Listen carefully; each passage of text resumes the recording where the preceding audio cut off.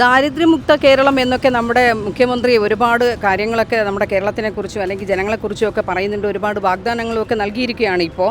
അതായത് നമ്മുടെ നാട്ടിലെ ജനങ്ങളെല്ലാവരും സമ്പൂർണ്ണമായിട്ടും ദാരിദ്ര്യമുക്തരാകുന്നു അല്ലെങ്കിൽ ആക്കും എന്നൊക്കെയാണ് നമ്മുടെ മുഖ്യൻ പറഞ്ഞിരിക്കുന്നത്. പക്ഷേ മുഖ്യൻ്റെ വാക്കിന് എത്രത്തോളം വില കൽപ്പിച്ചിട്ടുണ്ട് ഇവിടുത്തെ ഉദ്യോഗസ്ഥരെന്ന് നമുക്ക് ഈ ഒരു ചെറിയ ഒരു ഇതിലൂടെ നമുക്ക് മനസ്സിലാക്കാമെന്നുള്ളതേ ഉള്ളൂ. കാരണം ഇവിടെ ഞാനിപ്പോൾ നിൽക്കുന്നത് തിരുവനന്തപുരത്ത് നമ്മുടെ പുത്തരിക്കണ്ടം മൈതാനത്തിനടുത്ത് EK നായനാർ പാർക്കിൻ്റെ അടുത്താണ് നിൽക്കുന്നത്.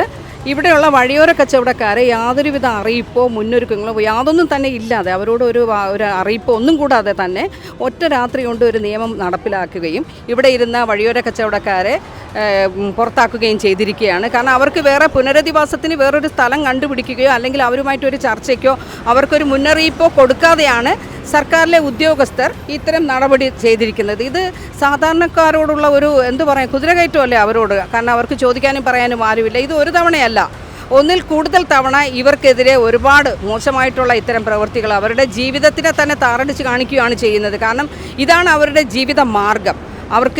അവർക്ക് കുട്ടികളുണ്ട്, കുടുംബങ്ങളുണ്ട്, വയസ്സായ അമ്മമാരും അച്ഛന്മാരും ഒക്കെ ഉണ്ട്. അപ്പോൾ ഇതിനൊക്കെ അവർ വന്നിരിക്കുന്നത് ഇവിടെ ഇരുന്ന് കച്ചവടം നടത്തിയിട്ടാണ് അവർ കുടുംബം പുലർത്തിയിരുന്നത്. അതിനെയാണ് ഇന്നിപ്പോൾ ഒറ്റ രാത്രി കൊണ്ട് സർക്കാരെന്ന് പറയാൻ പറ്റില്ല, ഉദ്യോഗസ്ഥർ ഒരു തീരുമാനമെടുത്ത് നിർത്തലാക്കിയിരിക്കുന്നത്. അപ്പോൾ ഇതിനെക്കുറിച്ചാണ് ഇന്ന് നമ്മൾ നിങ്ങളുമായിട്ട് ചർച്ച ചെയ്യുന്നത്. അല്ലെങ്കിൽ നിങ്ങൾക്ക് മുന്നിലേക്ക് അവരുടെ പ്രശ്നങ്ങളാണ് ഇന്ന് ഞങ്ങൾ കൊണ്ടുവരുന്നത്.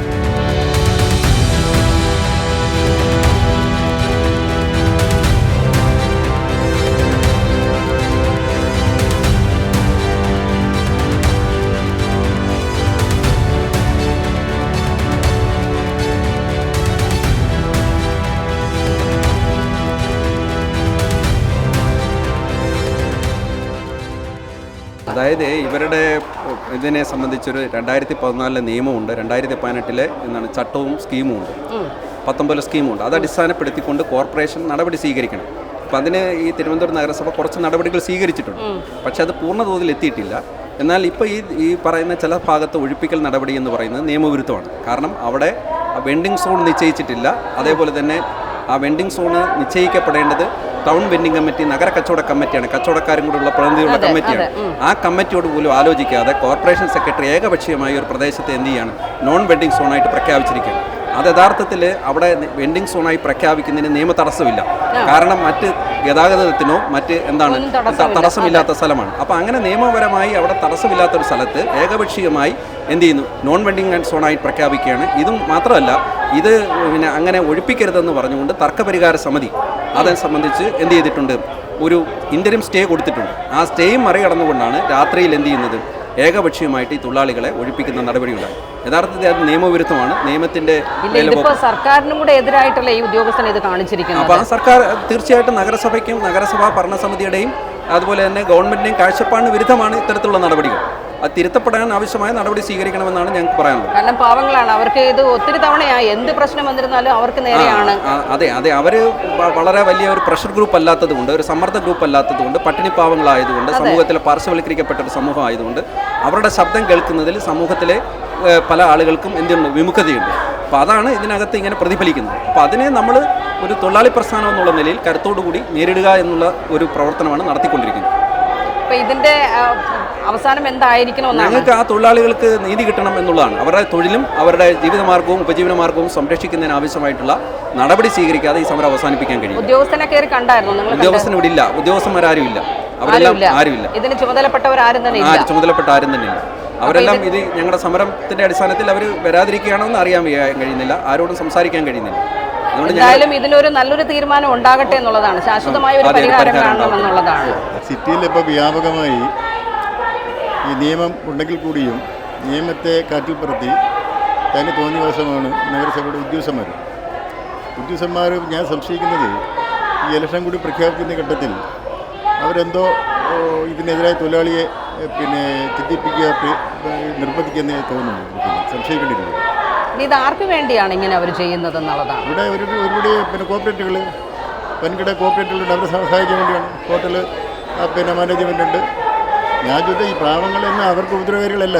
അതെ, ഇവർ ജീവിക്കാൻ വേണ്ടി ഒരു മാർഗം ഉണ്ടാക്കിയിട്ട് വരികയാണ് തെരുവിൽ. ഇവിടെ ഓരോരുത്തരും നമ്മളടുത്ത് പരിശോധിച്ച് നോക്കുക, പണ്ട് ചാലക്കമ്പോളത്തിൽ ഒരു എന്താണ് മുഴുവൻ ബിസിനസ് നടന്നിട്ടില്ല. സ്വർണ്ണ തെരുവ് ജ്വല്ലറി. ഇതിപ്പോൾ അവിടെ സ്വർണം വിൽക്കാൻ തുറന്നു വെച്ചിരിക്കുന്നു. അവിടെ ഈ പറഞ്ഞ ജോസ്കോയും ഈനോയും അതുപോലെ വന്നപ്പോഴത്തേനും അവിടെ കച്ചവടം പോയി. അതുപോലെ ലുലുമാള്, അതുപോലെ വൻകിട സ്ഥാപനങ്ങൾ വന്നപ്പോൾ സ്വാഭാവികമായി ചെറുകിട കച്ചവടത്തിന് ബാധിക്കും. അത് നമ്മളല്ല ഉത്തരവാദി. അതുപോലെ തന്നെ രാമേന്ദ്ര ടെക്സ്റ്റൈൽസ് ഇവിടെ വന്നിട്ട് 7 സ്ഥാപനങ്ങൾ എറണാകുളം ജില്ലയിൽ. എങ്ങനെ ഇവിടെ വന്നതെന്നറിയോ? ഇവിടെ വന്നത് അത് ആ ഒരു സാധാരണ തട്ടി നിരത്തി ചെറിയ കച്ചവടത്തിന് വന്ന ആളാണ്. ഇപ്പോൾ വലിയ സൗദങ്ങൾ മാറി.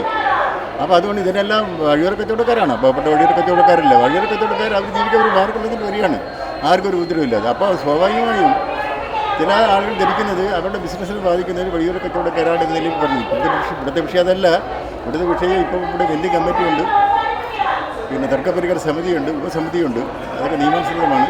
ഇത് കേന്ദ്ര നിയമമാണ്. ആ നിയമത്തെ കാറ്റിപ്പറത്തിയിട്ടാണ് തന്നെ ബോധ്യവാസം ഇവിടെ സെക്രട്ടറി എച്ച് കൂടി ചെയ്തിരിക്കുന്നത്. ഇത് ചെറിയ കാര്യമില്ല. ഇത് നമ്മൾ ഒരു അനിശ്ചിതകാല സമരം ഇവിടെ പ്രഖ്യാപിക്കുകയാണ്. ഇതിന് പരിഹാരം കാണാതെ ഇപ്പോൾ തന്നെ നയനാർ പാർക്ക് ഒരു ബാനറെല്ലാം കെട്ടിയിട്ട് നിരോധിത മേഖല പ്രഖ്യാപിച്ചത് ഗെല്ലിംഗ് കമ്മിറ്റിയുടെ ഞാൻ ഉപസമിതിയുടെ അംഗം കൂടിയാണ്. ഇതൊന്നും അറിയില്ല, നമ്മളതിനെ അറിയുന്നില്ല. രാത്രി കൊണ്ട് പൂർണ്ണമായി ഒഴിപ്പിച്ചിരിക്കുകയാണ്. അപ്പോൾ തന്നെ തോന്നിയ ദിവസം ഗുണ്ടായുസമാണ് ഒരു സെറ്റ് ആളുകൾ ഇറങ്ങി സിറ്റി ചെയ്തിരിക്കുന്നത്. അത് നമുക്ക് അംഗീകരിക്കാൻ വേണ്ടി പറ്റില്ല. അതുകൊണ്ട് നമ്മൾ അനിശ്ചിത സമരം പ്രഖ്യാപിച്ചത് ആരും സിറ്റിയിൽ കട തുറക്കുന്നില്ല. ഇത് പരിഹാരം കണ്ടതിന് ശേഷം തുറക്കുന്നില്ല. അതെ, അല്ലെങ്കിൽ നമ്മൾ ഇവരെ അക്കാർക്ക് പോയി. ഇന്നിപ്പോൾ രണ്ടുപേരും ഇല്ല, എച്ച്ഒയും ഇല്ല. നേരെ നമ്മൾ വിടുകയാണ്. കാരണം നമ്മളെ കസ്റ്റഡി എന്ന് പറയുന്നത് സെക്രട്ടറിയാണ്, നിയമത്തിൽ പറയുന്നത് സെക്രട്ടറിയാണ്, മേയറല്ല. അപ്പോൾ സ്വാഭാവികമായിട്ട് ഇപ്പോൾ എച്ച്ഒയും ഇല്ല, സെക്രട്ടറി ഇല്ല. രണ്ടുപേരും മുങ്ങി. എത്ര നാൾ മൂന്നുള്ള അറിയട്ടെ. എത്ര ദിവസം നിങ്ങളുടെ കണ്ണിൽ പൊടിയിട്ട് മാറി നിൽക്കാൻ പറ്റുമെന്നുള്ളതാണ്. പാവങ്ങളുടെ നെഞ്ചത്തോട്ടല്ല കയറേണ്ടത് ഇത്. അതെ. അപ്പം എല്ലാവരുടെയും സപ്പോർട്ട്, എല്ലാ മാധ്യമങ്ങളുടെയും സപ്പോർട്ട് നമ്മുടെ പാവപ്പെട്ട വഴിയോര കച്ചവടക്കാർക്കും ഉണ്ടാവണം. തീർച്ചയായിട്ടും മാർഗം എന്നിട്ടാണ് ഈ പറയുമ്പോൾ വന്നിരിക്കുന്നത്. തീർച്ചയായിട്ടും നിങ്ങളുടെ ഭാഗത്ത് ന്യായമായ കാര്യങ്ങളാണ് നിങ്ങൾ അവകാശപ്പെടുന്നത്. നമ്മുടെ ഡിമാൻഡ് അങ്ങനെ തന്നെയാണ്. നമ്മൾ ഉപദ്രവിക്കാൻ വേണ്ടിയല്ല. എന്താണ് നിങ്ങൾക്ക് നേരെ മാത്രമാണ് സർക്കാരിൻ്റെ ഇത്രയും ഒരു ക്രൂരത? ഒന്നല്ല, ഒരുപാട് തവണയായി. എന്താണ് ഇതിനെതിരെ? ഈ സർക്കാർ അധികാരത്തിൽ വന്നതിന് ശേഷം വളരെ സുരക്ഷിതമായി ആണ് ഈ വഴിയോര കച്ചവടക്കാർ ജീവിച്ചു പോകുന്നത്. പണ്ട് കാലങ്ങളിലൊക്കെ പോലീസിനെയൊക്കെ നമ്മൾ ഭയന്ന് അവർ വരുമ്പോൾ ഒന്നിനെ തട്ട് മൂടിയിടും, അല്ലെങ്കിൽ എടുത്തുകൊണ്ട് പോകും. ഈ സർക്കാർ അധികാരത്തിൽ വന്നതിന് ശേഷം ഞങ്ങൾ കാര്യങ്ങൾ ചർച്ച ചെയ്യുകയും അതാത് സ്ഥലങ്ങളിൽ ഇരുന്ന് കച്ചവടം ചെയ്യാനുള്ള അനുമതിയും തന്നിട്ടുണ്ട്. ഈ പറയുന്ന നയനാർ പാർക്ക് മേഖലയിലാണെങ്കിൽ ഞങ്ങൾ 23 കച്ചവടക്കാരുണ്ട്. ഈ 23 കച്ചവടക്കാരുടെ പിന്നിൽ ഏകദേശം ഒരു 10-80ഓളം പേര് ജീവിക്കുന്നുണ്ട്. ഞങ്ങൾക്ക് അവിടെ കച്ചവടം ചെയ്യാനുള്ള ID കാർഡ് കോർപ്പറേഷനിൽ നിന്ന് ID കാർഡ് തന്നിട്ടുണ്ട്. കാണിച്ചു. ഇതാണ് കോർപ്പറേഷനിൽ നിന്ന് ഞങ്ങൾക്ക് നയനാർ പാർക്കിൽ കച്ചവടം ചെയ്യാനുള്ള അനുമതി. അത് കഴിഞ്ഞ് ഞങ്ങൾക്ക് ലൈസൻസ് തരാം. നിങ്ങൾ കച്ചവടം ചെയ്യുന്ന എത്ര സ്ക്വയർ ഫീറ്റ് സ്ഥലമുണ്ടെന്ന് അവർ വന്ന് അളന്ന് 4000 ഞാൻ കച്ചവടം ചെയ്യുന്ന തട്ട് വന്നിട്ട് 24 സ്ക്വയർ ഫീറ്റ്. ഈ 24 സ്ക്വയർ ഫീറ്റ് അളന്നിട്ട് പറഞ്ഞ് 4500 രൂപ കൊണ്ട് കോർപ്പറേഷനിൽ അടയ്ക്കാൻ പറഞ്ഞു. ഈ 4500 രൂപയും ഞാൻ അടച്ചതിന് ശേഷം ഏകദേശം 1 മാസം കഴിഞ്ഞപ്പോൾ വീണ്ടും ഇത്രയും ഞങ്ങളെ കൊണ്ട് ചെയ്യിപ്പിച്ചിട്ട് ഒരു ദിവസം വന്ന് പറയണം നിങ്ങൾ തട്ട് മാറ്റണം. ഓണത്തോടനുബന്ധിച്ച് കംപ്ലീറ്റ് മാറ്റാൻ വേണ്ടി നല്ല ശ്രമങ്ങളും നടത്തി. അപ്പോൾ അതിൻ്റെതായ ഇടപെടലിലൂടെ നടന്നിട്ട് കാര്യം നടക്കുന്ന രീതി ഇല്ലാത്തതുകൊണ്ട് ഞങ്ങൾ തർക്കപരിഹാര സമിതിയെ സന്ദർശിച്ചു. നമുക്കൊരു തർക്കപരിഹാര സമിതിയുണ്ട്. അത് വന്നിട്ട് ബഹുമാനപ്പെട്ട ഹൈക്കോടതി ജസ്റ്റിസാണ്, റിട്ടയർഡ്, അദ്ദേഹമാണ് ഇതിൻ്റെ ചെയർമാൻ. പുള്ളി നമുക്ക് സ്റ്റേയും തന്നു. ഇതാണ് ആ സ്റ്റേ. 7-8 മാസം 2025 സ്റ്റേ തന്നത്. ഈ സ്റ്റേ തന്നിട്ടും ഇവർ ഞങ്ങളെ നിരന്തരം എന്താണെന്ന് അറിഞ്ഞൂടാ. ഈ നയനാർ പാർക്ക് മേഖല ഒന്നത്, രണ്ടാമത് ഈ കലോത്സവം പോലുള്ള പരിപാടി വരുമ്പോൾ നമ്മളിൽ വന്ന് പറയും. അവിടുത്തെ HI എല്ലാം കൂടെ വന്ന് പറയുമ്പം ഞങ്ങൾ 4 ദിവസം 5 ദിവസം എല്ലാം അങ്ങ് മാറ്റിക്കൊടുക്കും. ഞങ്ങൾ അവരുമായിട്ട് സഹകരിച്ചാണ് ജീവിച്ചു പോകുന്നത്. ഇപ്പോഴൊരു മേള നടന്ന സമയത്ത് 8 ദിവസം മാറ്റിത്തരണമെന്ന് പറഞ്ഞു. ഞങ്ങൾക്ക് വിഷമം ഉണ്ടായിരുന്നു. എന്നാലും അവർ ഉദ്യോഗസ്ഥരോട് സഹകരിച്ച് നമ്മളെല്ലാം മാറ്റിക്കൊടുത്തു. 28-ാം തീയതി രാത്രി നിങ്ങൾ വെച്ചോളി എന്ന് പറഞ്ഞാൽ അവിടുത്തെ HI എല്ലാം കൂടെ വന്ന് പറഞ്ഞു. ഞങ്ങൾ പൊളിച്ച് മാറ്റി അവർ പറഞ്ഞ സ്ഥലത്ത് തന്നെ വെച്ച് 28-ാം തീയതി പരിപാടി കഴിഞ്ഞപ്പോൾ ഞങ്ങളെടുത്ത് ഫിറ്റ് ചെയ്ത് ഇന്നലെ ഒരു ദിവസം കച്ചവടം ചെയ്തു. എന്നാൽ ഞങ്ങൾക്ക് ഒരു മുന്നറിയിപ്പും തരാതെ ഇന്നലെ രാത്രി 1:30 മണിക്ക് കൈക്കോടാലി, വെട്ടുകത്തി, ഇതെല്ലാമായിട്ട് കുറേ അവർ വന്ന് രാത്രി 1:30 മണിക്ക് വന്ന് ഈ തട്ടിനെ എല്ലാം പൊളിച്ച് ആഴ്ച. ഇത് സർക്കാരിന്റെ ഭാഗത്തു നിന്നാണോ ഈ പൊളിച്ചു നീക്കൽ ഉണ്ടായത്? അതോ ഈ ഉദ്യോഗസ്ഥ കോർപ്പറേഷൻ ഉദ്യോഗസ്ഥ HIയുടെ നേതൃത്വത്തിലാണ് വന്നേക്കുന്നത്. ചാല HI ഗോപകുമാർ അദ്ദേഹത്തിന്റെ പേര്, അദ്ദേഹത്തിന്റെ നേതൃത്വത്തിലാണ് വന്നത്. അപ്പോൾ ഞങ്ങൾ ആരെങ്കിലും ഇന്നലെ രാത്രി 1:30 മണിക്ക് അവിടെ ഉണ്ടായിരുന്നെങ്കിൽ ഞങ്ങളെ വെട്ടി പരിക്കേൽപ്പിച്ചിട്ട് ഇത് മാറ്റുമായിരുന്നു. ഞങ്ങൾ 1:30 മണിക്ക് ഇതൊന്നും അറിയില്ല, ഇങ്ങനെയൊന്നും സംഭവിക്കില്ല എന്നുള്ള ഒരു ധാരണയിൽ ഞങ്ങൾ പോയി. ഇന്ന് രാവിലെ വന്നപ്പോൾ ഒരു തട്ടുമില്ല, എല്ലാ തട്ടും പൊളിച്ച് വെട്ടി ഒരുമാതിരി ഏകദേശം ഒരു 4000, 5000, 7000 രൂപ വരെ മുടക്കിയാണ് ഈ തട്ട് വെച്ചിട്ടുള്ളത്. ആ തട്ട് കംപ്ലീറ്റ് ഇല്ലാതാക്കിയിട്ട് അവിടെ ഒരു വേലി കെട്ടി ഇവിടെ നയനാർ പാർക്ക് മേഖല നിരോധിത മേഖലയായി പ്രഖ്യാപിക്കുന്നു എന്ന് പറഞ്ഞു. അത് അവർ മാത്രം തീരുമാനിക്കുന്നതാണോ? ഞങ്ങൾക്ക് എല്ലാവിധ സഹായങ്ങളും ചെയ്ത് തന്ന സർക്കാർ, ഇപ്പം നമ്മുടെ സർക്കാരാണെങ്കിൽ അതിദാരിദ്ര്യരില്ലാത്ത ഒരു സംസ്ഥാനമായി പ്രഖ്യാപിക്കാൻ വേണ്ടി 1-ാം തീയതി തീരുമാനിക്കുകയാണ്. ഈ പറയുന്ന ഇപ്പം ഞങ്ങൾ തിരക്കിയപ്പോൾ അവിടെ തന്ന പോസ്റ്ററിൽ ഇവിടുത്തെ കോർപ്പറേഷൻ സെക്രട്ടറിയാണ് ഒപ്പിട്ട് അവിടെ ഒട്ടിച്ചേക്കുന്നത്. അപ്പോൾ അതിദാരിദ്ര്യത്തിൽ ഇല്ലാത്ത ഒരു കേരളത്തെ സൃഷ്ടിക്കാൻ വേണ്ടി നമ്മളെ ബഹുമാനപ്പെട്ട മുഖ്യമന്ത്രി നെട്ടോട്ടം ഓടുമ്പോൾ ഞങ്ങളെ ദാരിദ്ര്യരേഖയ്ക്ക് താഴോട്ട് കൊണ്ടുവരാൻ ഈ കണ്ണാടി കൂട്ടിനകത്തിരുന്ന് ജോലി ചെയ്യുന്ന IAS ഉദ്യോഗസ്ഥന്മാർക്ക് ഞങ്ങളെ ബുദ്ധിമുട്ട് മനസ്സിലാക്കാൻ കഴിയും. ഇത് നല്ലൊരു തീരുമാനമെടുത്ത് ഞങ്ങൾക്ക് ശാശ്വതമായ ഒരു പരിഹാരം ഈ സർക്കാരും ഈ കോർപ്പറേഷനും നല്ലൊരു പരിഹാരം കണ്ടെത്തി ഞങ്ങളെ ജീവിക്കാൻ അനുവദിക്കണമെന്നാണ് എനിക്ക് ഇതുമായി ബന്ധപ്പെട്ട് പറയാനുള്ളത്. ഇപ്പോഴ് നമ്മൾ നേരത്തെ സഖാവ് പറഞ്ഞതുപോലെ സംസ്ഥാന സ്കൂൾ കായികമേള നടക്കുന്നതുമായി ബന്ധപ്പെട്ട് വരുന്ന കുട്ടികൾക്ക് ഫുഡ് എല്ലാം കൊടുക്കും പുത്തിരിയുടെ മൈതാനത്തായിരുന്നു. അപ്പോൾ ചാല HO എന്ന് പറഞ്ഞ് നിങ്ങൾ 8 ദിവസം ഈ തട്ട് മാറ്റി കൊടുക്കണമെന്ന് പറഞ്ഞ് അത് കേട്ട അനുസരിച്ച് തട്ട് മാറ്റി കൊടുത്ത് 28 ഞങ്ങളിപ്പോൾ തട്ട് പുനഃസ്ഥാപിച്ച് ഇന്ന് പിറ്റേന്ന് കച്ചവടം ചെയ്തു. ഒരു ദിവസം ഇന്നലെ രാത്രി അവർ മൊത്തം പൊളിച്ച് മാറ്റിക്കൊണ്ടുപോയി. നിയമാനുസൃതമായിട്ട് ഈ നഗരസഭ 3553 കച്ചവടക്കാരുടെ കണ്ടെത്തിയിട്ടുണ്ട്, ലൈസൻസോട് കൂടി ലിസ്റ്റിൽ പേരുള്ളവർ. ഇതിൽ പൈസ അടച്ചവരുണ്ട്, സ്ക്വയർ ഫീറ്റ് കണക്കായി പൈസ അടച്ചവരുമുണ്ട്, അടയ്ക്കാത്തവരുമുണ്ട്. അപ്പോൾ അവർക്ക് ചെയ്യണമെന്നുണ്ടെങ്കിൽ ഒരു മാസത്തിന് മുമ്പേ അല്ല 10 ദിവസം മുമ്പേ അല്ല 5 ദിവസം മുമ്പേ ഒരു അറിയിപ്പ് തരണം. അതെ, തീർച്ചയായിട്ടും. കാരണം അവിടെ ഇരിക്കുന്ന 23ഓളം കച്ചവടക്കാർ 9000 അടച്ചവരുണ്ട്, 4500 അടച്ചവരുണ്ട്, 3000 പല സ്ഥലത്തിൻ്റെ സ്ക്വയർ ഫീറ്റ് കണക്കായി പൈസ അടച്ചിട്ടുണ്ട്. അതൊന്നും മുതലേക്ക് എടുക്കാതെ ഈ വെൻഡിങ് കമ്മിറ്റി എന്ന് പറഞ്ഞാൽ ഈ വഴിയോരമായിട്ട് എന്തെങ്കിലും പ്രശ്നമുണ്ടെങ്കിൽ ഈ കമ്മിറ്റിയെ വിളിച്ചാണ് ഇവിടെ സെക്രട്ടറി, മേയർ, ചെയർമാൻ എല്ലാം അടങ്ങുന്നൊരു കമ്മിറ്റിയാണ്. കൂടി ആലോചിച്ചാണ് അതിന് പരിഹാരം കാണുന്നത്. അത് കാണാതെ വന്ന് ഒരു ഗുണ്ടായുസത്തിൻ്റെ മുകളിലാണ് രാത്രിയുടെ മറവിലെല്ലാം പൊളിച്ച് മാറ്റിക്കൊണ്ട് പോയത്. അപ്പോൾ ഈ വെൻഡിങ് കമ്മിറ്റിയുടെ മെമ്പർമാരായ CATയുടെ 6 മെമ്പർമാരുണ്ട്, AITC 2 ഉണ്ട്, സേവയുടെ ഉണ്ട്. അവരായിട്ട് കൂടി ആലോചിച്ചിട്ടില്ല, ഈ കമ്മിറ്റി വിളിച്ചിട്ടില്ല. അതായത് ഒരു ധാർഷ്ട്യ മോഡലിലാണ് ഇതിപ്പോൾ ചെയ്തിരിക്കുന്നത്. പാവപ്പെട്ട തൊഴിലാളികളോട് ഇത് ചെയ്തിരിക്കുന്നത് എല്ലാം പാവങ്ങളാണ്. നിങ്ങൾക്ക് അറിയാവുന്ന ആൾക്കാരല്ലേ ഇത് ചെയ്തേക്കുന്നത്? തീർച്ചയായിട്ടും. ഇവിടെ ഇതിൽ ഇരിക്കണമെന്ന് പറഞ്ഞാൽ ഏകദേശം ആൾക്കാരെ വീട് വാടക കൊടുക്കാനുള്ളവരാണ്. അസുഖമായ മാതാപിതാക്കളുണ്ട്, കുട്ടികളുടെ പഠിത്തം, എല്ലാ വിഷയങ്ങളും നേരത്തെ പറഞ്ഞിട്ടുള്ളതാണ്. അതിനൊന്നും വിലക്കെടുക്കാതെയാണ് ഒരു നിസ്സാരം പോലെ. അത് പറയാൻ തന്നെ മാനസികമായിട്ട് വലിയ പ്രയാസമുണ്ട് മേഡം. സത്യമായിട്ട് മനസ്സ് ഉരുകയാണ്. നാളെ ഇനി എന്ത് എന്നുള്ള ചോദ്യമാണ് നമ്മുടെ മുന്നിൽ വരുന്നത്. ഈ പൊളിക്കുന്നവർക്ക് AC റൂമിൽ ഇരുന്നിട്ട് പറഞ്ഞാൽ മതി, അവർക്ക് അതിൻ്റെ കഷ്ടത അറിയാൻ പറ്റും. അല്ല, നിങ്ങൾ നിയമം തെറ്റിച്ചിട്ടല്ലല്ലോ അവിടെ ഇരിക്കുന്നത്. നിയമാനുസൃതമായിട്ട് ഞങ്ങൾ ഇരുന്നത്. ഞങ്ങൾ ആവശ്യപ്പെടുന്നുണ്ട്. അവിടെ പൈസ അടച്ചതെന്ന് പറഞ്ഞാൽ വെൻഡിങ് സോണായിട്ട് വന്ന് കണ്ടതിന് ശേഷമാണ് ഞങ്ങളോട് പൈസ അടയ്ക്കാൻ പറഞ്ഞത്. മൈതാനത്തിൻ്റെ ഫ്രണ്ടിൽ കയറിപ്പോകുന്നതിൻ്റെ ഫ്രണ്ടിൽ എന്നൊക്കെ വന്ന് കണ്ട് സോണായിട്ട് പ്രഖ്യാപിച്ച് വെൻഡിങ് കമ്മിറ്റിയിൽ അവതരിപ്പിച്ച ശേഷമാണ് പൈസ അടയ്ക്കാൻ വന്നത്. അങ്ങനെയാണ് ഞങ്ങൾ പൈസ അടച്ചത്. ഞങ്ങൾ രാവിലെ കട തുറക്കാൻ വന്നപ്പോൾ ആ ഇരുന്ന സ്ഥലം ശൂന്യമാണ്, സാധനങ്ങളൊന്നും കാണാനില്ല. ഇത് ഗുണ്ടായുസമാണ്. ഇവിടെ ഞങ്ങൾക്ക് ഇത്ര സ്ഥലം അളന്ന് കോർപ്പറേഷനിൽ അതിൻ്റെ ഫീസ് അടയ്ക്കാനും മറ്റു കാര്യം വെൻഡിങ് കമ്മിറ്റി ഇതിൽ പറഞ്ഞ് അത് സ്വീകരിച്ച് ഞങ്ങളത് ചെയ്തിട്ടുണ്ട്. പക്ഷേ അതിന് വിപരീതമായിട്ടാണ് ഈ നടപടി.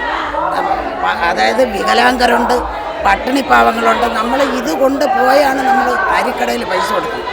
നമ്മളുടെ ഈ വസ്ത്രം കണ്ട് വിലയിരുത്തണം.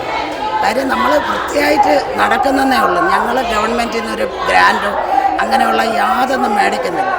ഞങ്ങൾ സ്വയം തൊഴിൽ ചെയ്ത് കുടുംബം പുലർത്തുന്ന വിദ്യാഭ്യാസം, കുട്ടികൾക്കുള്ള വിദ്യാഭ്യാസം, മാതാപിതാക്കളുള്ള മരുന്നുകൾ, അതുപോലെ സുഖമില്ലാത്ത ഭർത്താക്കന്മാരെ ശുശ്രൂഷ, ഇതെല്ലാം ഈ വഴിയിൽ നിന്ന് കിട്ടുന്ന ചില്ലറ തൊട്ട് അത് AC റൂമിൽ ഇരുന്ന് ജീവിക്കുന്നവർക്ക് പറഞ്ഞാൽ മനസ്സിലാകും. അത് തെരുവിലേക്ക് ഇറങ്ങി വന്നെങ്കിൽ മാത്രം. തെരുവ് കച്ചവടക്കാരെ പറ്റി പൊതുവെ ഈ കോർപ്പറേഷൻ സെക്രട്ടറി അതുപോലെയുള്ള വലിയ ഉദ്യോഗസ്ഥന്മാർക്ക് ഒരു ചിന്തയുണ്ട്. അവർ വളരെ അങ്ങ് താഴേക്കടയിലുള്ള നമ്മുടെ നമ്മളുടെ പ്രിയപ്പെട്ട മുഖ്യമന്ത്രി അദ്ദേഹം പറഞ്ഞ എന്താണെന്ന് പറഞ്ഞാൽ വഴിയോര കച്ചവടക്കാർ ഒന്നാം തരം പൗരന്മാരാണ്, അവർ രണ്ടാം തരം പൗരന്മാരല്ല. അദ്ദേഹം ഞങ്ങൾക്ക് പല ഇതും വാഗ്ദാനം ചെയ്തിട്ടുണ്ട്. പക്ഷേ ഇത് മുറത്തിൽ കയറി കൊത്തും പോലെയാണ് ഈ സെക്രട്ടറി ഇപ്പോൾ ചെയ്തത്. ഞങ്ങൾ എന്ത് വില കൊടുത്തു അതിനെ നേരിടും. കാര്യം എന്തെന്ന് പറഞ്ഞാൽ ഞങ്ങൾ ഇപ്പോൾ ഒരു സൂചന മാത്രമാണ് മാഡം. ഇനിയുള്ള കാര്യം എന്തെന്ന് പറഞ്ഞു കഴിഞ്ഞാൽ നിരാഹാരം കിടക്കുന്നു. ഞങ്ങളെ നെഞ്ചിൽ കൂടെ ചവിട്ടി മാത്രം. ഈ സെക്രട്ടറി അമ്മയുടെ വയറ്റിൽ നിന്ന് ജനിച്ച സമയത്ത് അയാൾ പിന്നെ ഈ രീതിയിലല്ല, ആ അമ്മ എന്തെല്ലാം കഷ്ടപ്പെട്ടാണ് ഈ രീതിയിൽ എത്തിച്ചതെന്ന്. അപ്പോൾ ഓരോ മക്കളെ ഇതുപോലെ വളർത്താൻ നമുക്കൊന്ന് ഗവൺമെൻറ് ജോലിയില്ല. അപ്പം നമ്മൾ ഈ വഴിയോര കച്ചവടം ചെയ്താണ് പിന്നെ കുഞ്ഞുങ്ങൾക്കുള്ള പഠനമായാലും അവർക്കുള്ള വസ്ത്രമായാലും ഇന്നത്തെ നിലപാടും കാര്യങ്ങളും അറിയില്ലേ. അപ്പം ഞങ്ങൾ സ്വയം ഒരു ലോണോ അല്ലെങ്കിൽ കോർപ്പറേഷനിൽ നിന്ന് ഞങ്ങൾ പിന്നെ ഇവിടുന്ന് 10,000 രൂപ, കോർപ്പറേഷനല്ല ബാങ്കിൽ നിന്ന് 10,000 രൂപ എല്ലാ വഴിയോര കച്ചവടക്കാർക്കും ലോണായിട്ട് കൊടുക്കും. ഇങ്ങനെ വരുമ്പോഴത്തേക്ക് ആ ലോണ് മുടങ്ങുമ്പോൾ പിന്നെ അത് നമുക്ക് കിട്ടത്തില്ല. മനസ്സിലായോ? ഇതൊരു ചതിവാണ്. കാര്യം ഒരു വെൻഡിങ് കമ്മിറ്റി അംഗമാണ് ഞാൻ. അവരറിയാതെയാണ് ഇങ്ങനെ ഒരു കഴിഞ്ഞ മാസവും കമ്മിറ്റി കൂടി എല്ലാ കാര്യവും തീരുമാനിച്ചിട്ട് ഇത് പറഞ്ഞിട്ടില്ല. എന്ന് വെൻഡിങ് കമ്മിറ്റി നമ്മൾ കൂടുന്നു അതിൻ്റെ പിറ്റേ ദിവസം ഇതുപോലെയുള്ള ഒരു പണിയൊപ്പിക്കും. അതാണ് ഇവിടുത്തേത്. അത് എന്ത് വില കൊടുത്തും ഞങ്ങൾ മരിക്കേണ്ടി വന്നാലും ഇതിൽ നിന്ന് പിന്മാറില്ല.